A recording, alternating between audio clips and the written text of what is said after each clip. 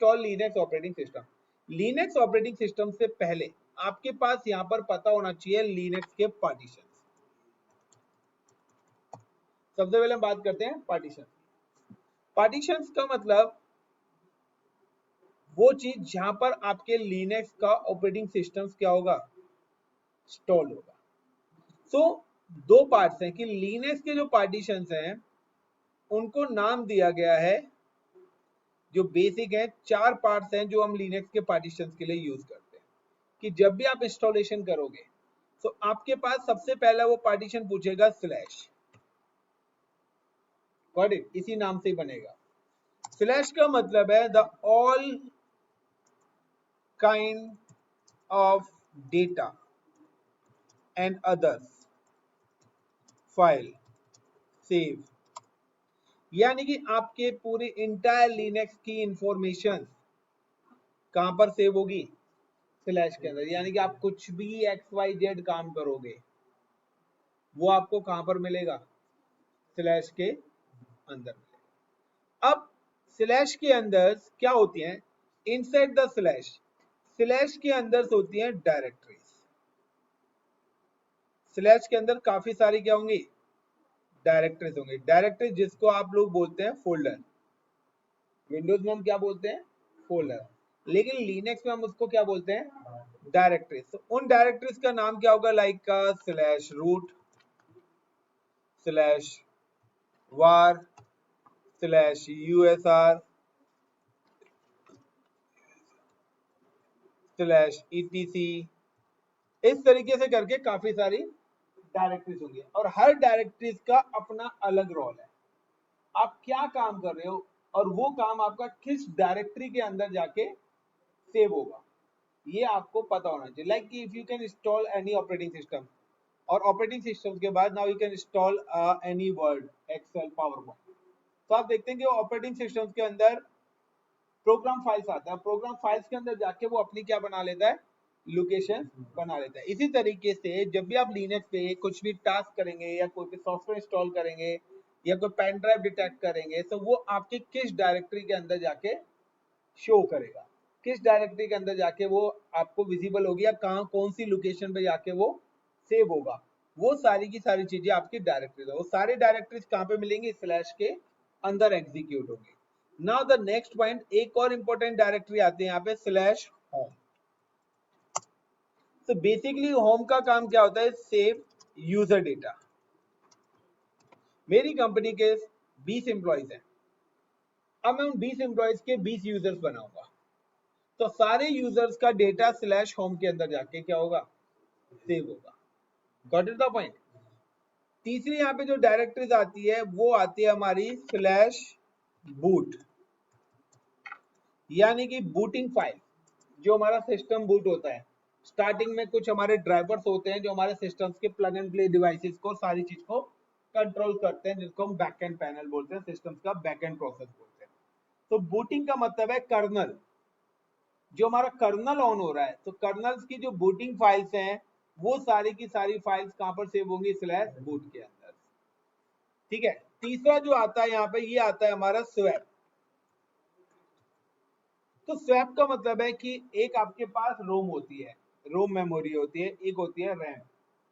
तो रैम के थ्रू हमारा जो स्क्रीन आती है वो हमारी रैम से आती है, ठीक है ना। इसी तरीके से कोई भी आप एप्लीकेशन जब रन करते हो तो वो हमारी रैम रोम दोनों का यूज करती है। क्लियर? यहाँ पर भी क्या है, स्वैप भी क्या है, आपकी एक टेम्प मेमोरी है, टेम्परेरी क्या है, मेमोरी है। It is a temporary memory, जो कि आपकी मिनिमम, आपने अगर 2 GB रैम है तो आप 4 GB रैम तक दे सकते हो, 16 GB तक आप अपनी टेम्परेरी मेमोरी दे सकते हो। एक्चुअली क्या है कि सपोज करो कि आपके पास 8 GB रैम है, अब आपके पास कोई ऑलरेडी टास्क चल रहा है, 7 GB रैम आपकी क्या हो रही है, यूज हो गई। अब आपके पास 1 GB रैम पड़ी है, आपने ध्यान नहीं दिया। अब आपने क्या करा, कोई एक और टास्क रन कर दिया, उसको क्या चाहिए, उसको 1500 MB रैम चाहिए थी, बट आपके पास 1000 MB रैम ही बची है, तो क्या करेगा, 500 MB रैम स्वैप से यूज कर लेगा। Got it? और जैसे ही कोई भी टास्क बंद होगा तो दोबारा से रैम को क्या कर देगा, फ्री कर देगा। यानी कि अगर आपकी फिजिकल मेमोरी पूरी यूज होने लग जाती है, प्लस टेम्परेरी मेमोरी भी प्रॉपर यूज हो जाती है, तो उसके बाद आपका सिस्टम स्लो होना स्टार्ट हो जाएगा और हैंग होना स्टार्ट हो जाएगा। क्योंकि हर चीज को चलाने के लिए एक सीपीयू रैम का कॉम्बिनेशन क्या है, रिक्वायर्ड है, या हार्ड डिस्क का कॉम्बिनेशन है। आपके हार्ड डिस्क के अंदर स्पेस नहीं बचा तो भी आपका सिस्टम प्रॉब्लम करेगा, आपकी रैम अगर पूरी यूटिलाइज होगी तो आपका सिस्टम स्लो हो जाएगा, आपका सीपीयू पूरा यूटिलाइज हो जाएगा तो आपका सिस्टम हैंग होना स्टार्ट हो जाएगा। तो इसीलिए यहाँ पर एक टास्क मैनेजर बनाया गया है। टास्क मैनेजर बताता है कि आप कोई भी ईच एंड एवरीथिंग चला रहे हो, कितनी रैम यूज कर रहे हो। लाइक मैं पेंट चला रहा हूँ, तो अभी आप यहाँ पे देखेंगे यहाँ पर पेंट भी ओपन होके आ रहा है, और पेंट कितनी सीपीयू कितनी रैम, 70 MB रैम ये पेंट मेरा क्या कर रहा है, यूज कर रहा है। Got it. Hard disk zero कर रहा है, बिकॉज क्योंकि it is a part of the operating system. मैंने कोई अलग से कोई सॉफ्टवेयर यूज नहीं करा, कोई मैंने, ये ओएस का ही पार्ट है। Got it my point. Internet वो यूज ही नहीं कर रहा क्योंकि मैं नेटवर्क पे जा ही नहीं रहा। अगर मैं इंटरनेट पे जा रहा होता तो वो यहाँ पे बताता कि कितने एमबीपीएस या कितना नेटवर्क की बैंडविड्थ को भी यूज कर रहा है। बट अभी यहाँ पे क्या कर रहा है, ये मेरे सीपीयू और रैम को यूज कर रहा है, तो 70 MB रैम को ये मेरा यूटिलाइज कर रहा है। तो मेरे पास 1000 MB है, तो उसमें से 70 MB निकाल दो, तो जो फ्री है वो मेरे पास फ्री हो गए। तो दिस इज ऑल टास्क। अगर आप कुछ भी काम करते हो, एक ओबीएस सॉफ्टवेयर भी मैंने चला रखा है रिकॉर्डिंग के लिए, तो वहां पे उसके लिए क्या चल रहा है, वो 18% सीपीयू यूज कर रहा है, 190 MB रैम यूज कर रहा है। तो जब भी आप कोई भी टास्क रन करते हैं तो वो अपनी क्या करता है, मेमोरी का यूटिलाइज करता है। अब अगर आपको ये भी पता होना चाहिए कि आपके पास कितनी फ्री मेमोरी पड़ी हुई है, कितना सॉफ्टवेयर पड़ा हुआ है, ये सारी चीजें भी आपको पता होनी चाहिए। अगर आपको नहीं पता होगा तो आपका भी सिस्टम स्लो होना स्टार्ट हो जाएगा। नाउ कि सपोज करिए कि आपकी जो हार्ड ड्राइव है वो 100 GB की है फॉर एग्जाम्पल। अब 100 GB में से मिनिमम 2 GB स्टोरेज आपको बूट को देना ही पड़ेगा। 2 GB सफिशिएंट है बूटिंग फाइल्स के लिए।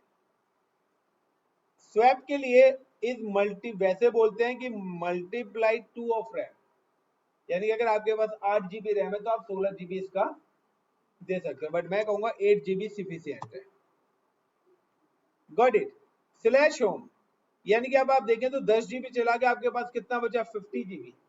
आप चाहें तो दोनों को 50-50 GB दे सकते हैं, या आप चाहते हो कि यूजर डेटा के लिए आपने यहाँ पे दे दिया 20 GB, और नाउ रिमेनिंग 70 GB आपने क्या दे दिया, फ्लैश को।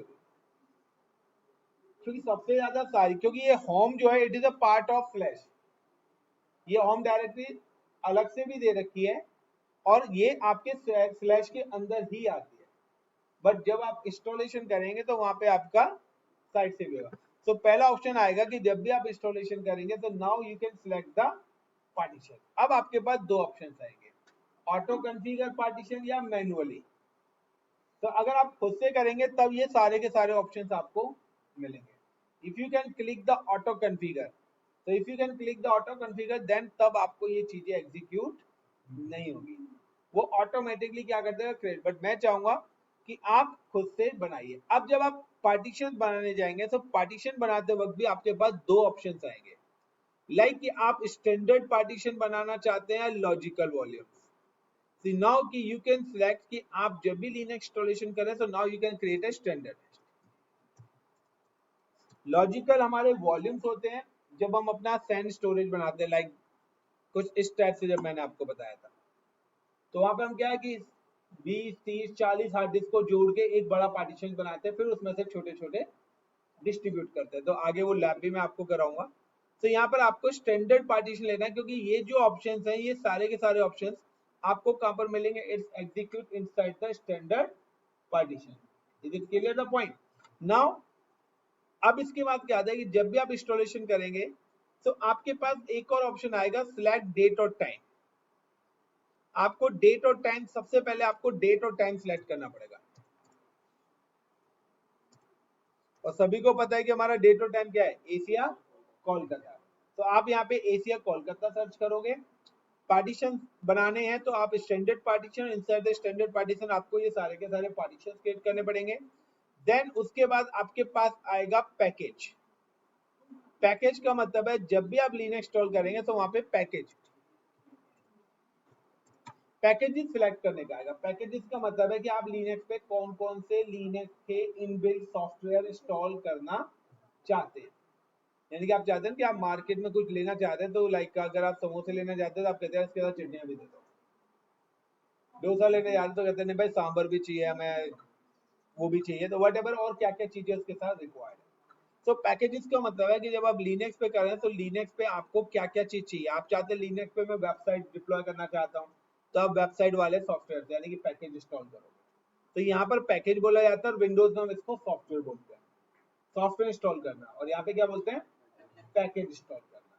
दोनों चीज एक ही है। विंडोज के अंदर we can call the folder create करो, यहाँ पे हम बोलते हैं डायरेक्टरी क्रिएट करो। इतना ही फर्क है और कोई फर्क नहीं है। तो यहाँ पर है कि आपको पैकेजेस कौन कौन से सॉफ्टवेयर आपको इंस्टॉल करने हैं। एक चीज ध्यान रखना, the Linux by default work in CLI।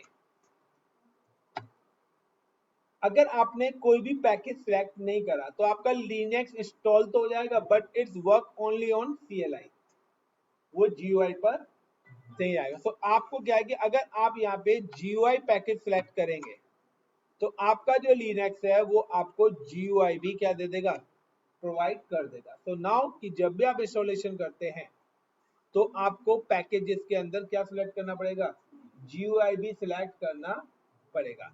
उसके बाद आपके पास एक और कॉन्फ़िगरेशन आती है लिनक्स के अंदर, वो आपकी आती है नेटवर्क कॉन्फ़िगरेशन। नेटवर्क का मतलब है कि आप इंटरनेट चलाना चाहते हो, नहीं तो आपका जो लैन कार्ड है that is called NIC, network interface card. मैंने आपको पहले दिया भी है, व्हाट इज NIC। तो NIC आपका डिसेबल रहता है, तो आपको वो NIC इनेबल करना है। देन वहीं पर ही आपसे पूछेगा होस्ट नेम। तो होस्ट नेम का मतलब है कि आप अपनी मशीन का क्या नाम रखना चाहते हैं। तो वट एवर जो भी नाम रखना है आप रख सकते हो। तो अब दिस इज अ पार्ट कि ये मैंने आपको बेसिक टर्म्स बता दिए कि क्या क्या चीजें हमें यहाँ पर रिक्वायरमेंट है। Clear the point everyone. चलिए थैंक यू। नेक्स्ट पार्ट में हम लोग पढ़ते हैं अपना लिनक्स की